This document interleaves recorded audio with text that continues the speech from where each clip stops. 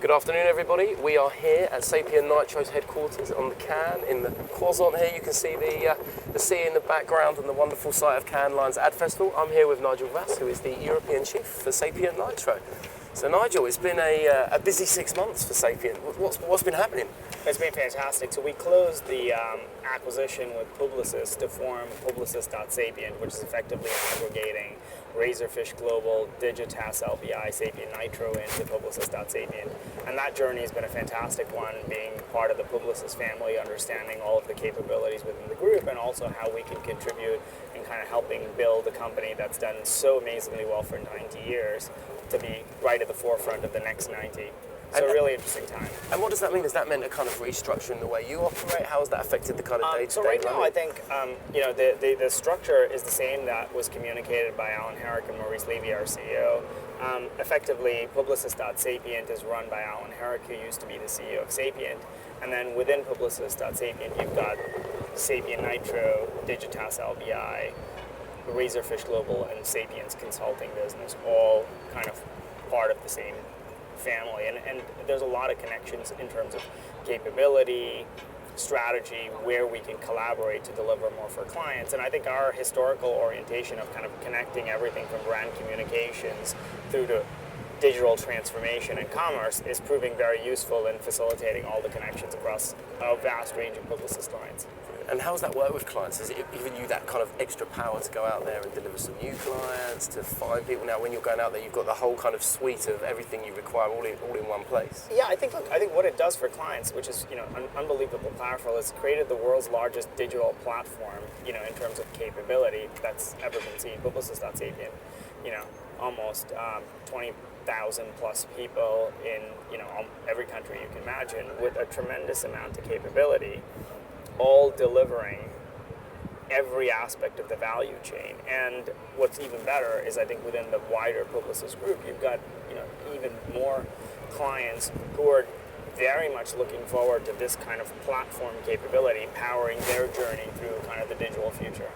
And interestingly, we were here earlier with a talk by Sean Rad, the founder of Tinder, and he was talking about that discovery and that journey and how the client is moving so quickly now. How, as an agency, have you guys kind of developed over the kind of last 2-3 years to kind of work with brands that can deliver to those clients in the quick environment that they want? Well, I think for us it's been a real relief because we grew up in the kind of digital age, as Sapient back in the day. We were founded in Cambridge and Massachusetts on the kind of the MIT campuses, and our journey from there has been one of really fast iteration in a world that's constantly evolving. And I think that pace has picked up, which plays, I think, to our advantage because, we're not the kind of company or the kind of agency that's looking very much at every problem like a nail with a hammer as the only solution.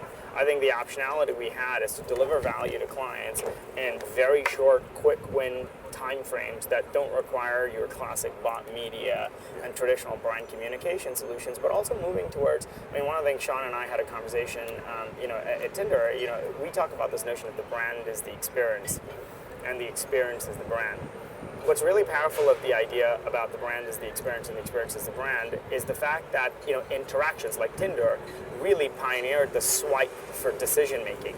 And that interaction almost now started to symbolize what the Tinder brand is about, because they've developed a way in which you interact with their product to start to reinforce the brand message, which is we are making lives easier for you to decide how you want to engage and connect with other people. We're seeing a lot of that with our clients, where not only is the brand message important, but how that brand message is delivered through every single channel starting to become more and more critical. So if you're an airline, you're starting to need to decide that your mobile experience and the journey through people navigating your terminals is as important as the in-flight experience, because those two things are two parts of the same journey. And so our approach has been from doing, kind of traditional advertising, which we did at SapientNitro for brands like Lycra and HTC, all the way through developing proprietary service design solutions for a bank that allows you to sign in using your thumbprint. So, for NatWest, that was the first bank in the UK to enable Apple's Touch ID to sign right the way through your account. And that fits very well with NatWest's brand purpose of helpful banking. Yeah, and is that one of the key trends that's come out this year? Is that whole piece around the customer journey from the not just kind of at different parts? I mean, there's something I read the other day about brands now have to work 24 hours a day to reinvigorate their message to resonate with consumers, whereas before you could do a campaign and it would be once every 4 months and it would be fine. And is that journey one of the key trends? I think so. I think it's. I'm not sure if that's a trend now. I think that's been something that's evolving over the last few years. I think now, though, it's recognized that the consumer journey and the power that a consumer has, where they own the relationship with brands as much as brands want to communicate with them, means that organizations have to think about fundamentally not only how they transform their communications or their advertising. This used to be called the Festival of Advertising in Cannes. It's now the Festival of Creativity. And I think that shift is represented because advertising was only one form of creativity that clients expect from agencies. Today, agencies are responsible for fundamentally helping clients transform their business. Think about their propositions, their services, the way those services are delivered, and indeed the technology that can't be overlooked that underpins all of this. So for me, that trend is a significant trend because what used to be called digital business transformation to us is business transformation in a digital world, which is on every CEO's top 10 priority. What is the impact of consumers that I never expected to be my customers buying from me, and competitors that I never expected to compete with being my competitors? I mean, think about the world we live in today, where the world's largest hotel company has no hotel rooms in Airbnb. The world's largest car company in Uber has no cars in terms of a car service provider. The world's largest media company in Facebook has very little content. So you look at the ecosystem and you think if you were an Addison Lee, say, take in the UK, you'd be worried about the black cabs. You might even be worried about some of your green tomato-like competitors who are in your industry. But you would never believe that an organization that has no cars would suddenly start to become your biggest threat for survival, right? And that's the world we're living in today, where industry segments, consumer groups are starting to collapse and move very fluidly. And how do you, as a CEO and as a chief, how do you keep up with that? How do businesses, how does the industry keep up with that movement? Well, I think, for us, it's actually the reverse. I don't think our job is to keep up with the trends. I think our job is to lead consumer trends with consumers and stay on the pulse with consumers. Because I oftentimes think a lot of things that you start to see become very much talked about in the media are only done at the tipping point when they finally tip. The reality is consumer journey and experiences. We started using language like the experience is the brand and the brand is the experience, believe it or not, in 1998. That's a long time ago. And back then, it seemed crazy to think that a company like Sapient and SapientNitro, which came from the kind of digital era of kind of creating experiences in the digital space, would be somebody that's even more relevant perhaps than another agency that's been at Cannes for the last 50 years. And that's because these worlds, which were unbelievably siloed, both in terms of agencies, but also clients. One of the things we're seeing with clients is no longer are we just seeing a classical CMO role. We're starting to see a chief experience officer, somebody that brands believe is responsible for the entire experience of the consumer. We're starting to see this chief marketing technology officer, the CMTO. So a marketeer that understands technology or a technologist that understands marketing, because the relationship between those two things is starting to become more and more powerful. Absolutely, and I suppose in a way, actually having that technology background, that technology skill is harder to teach than the kind of principles of marketing.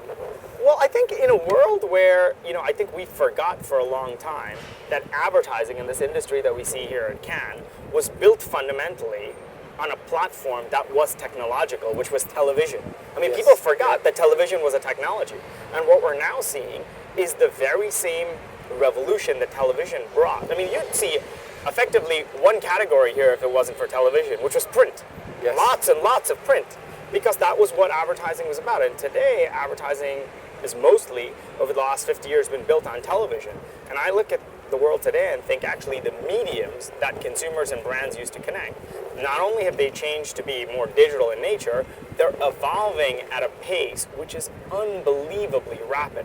If you look at the adoption, I saw a stat the other day where it took Facebook, 3 years and 4 months to get 100 million customers. Yep. And Candy Crush, which is a game, came a couple of years later, a year and 3 months. And it took something like the telephone and television the better part of 70 years to get to 100 million people. And so what you're effectively seeing is the message is the same. You have to connect with consumers emotionally. That sort of narrative of storytelling is very important. But how you deliver that narrative of storytelling is fundamentally changing because the mediums are forcing you to change. So you have to now be relevant in a Vine format in all of 6 seconds because that's a medium people are consuming content in. And if you can't create that medium, if you can't leverage that medium and create content for it, you're missing out on some audience, which is frankly no different than what people did 60 years ago when they decided that media beyond 30 seconds was too expensive. And so all the spots became 30-second spots. It was no reason other than they couldn't buy a 5-minute spot, and they didn't think that anybody was going to sit there and watch a 5-minute spot. So they innovated a format. So I think media and the role of media and how consumption patterns are changing is very important. But then the other one is, outside of this notion of bought media, there's the owned media. Yes. So how does your store respond toward your brand promise? How does the actual physical service that you deliver? And those services and experiences and products are almost as important as creating brand impressions as the brands themselves. Yeah. And so it is a very interesting, it's almost I like the whole point of the revolution. It's gone round but in different formats and actually cleverer to a degree and actually more of them, isn't there? Absolutely. Well, thank you very much for that. That's great. Much appreciated. Very nice talking to you. Thank you, Nigel. Cheers.